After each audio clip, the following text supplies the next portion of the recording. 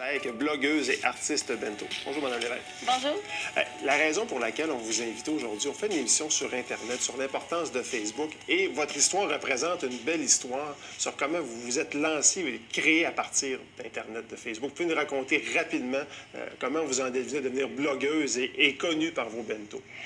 Bien, moi, j'ai commencé il y a environ 1 an et demi avec une page Facebook où ce que je faisais seulement que partager mes créations.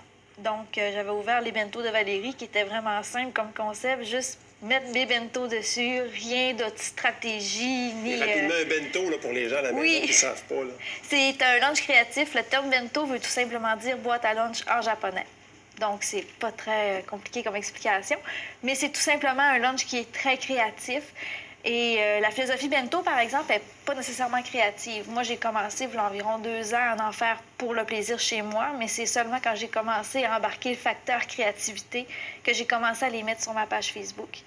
Fait qu'après ça, j'ai commencé à les partager, puis l'intérêt a commencé à avancer de jour en jour. J'étais de plus en plus intéressée. Puis il y a eu un reportage au Japon qui avait eu de l'intérêt vers ma page Facebook.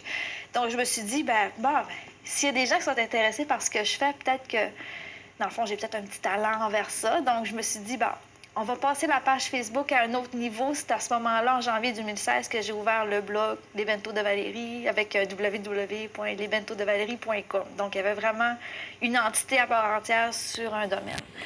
Donc, ça a commencé comme ça. Bon, là, vous allez avoir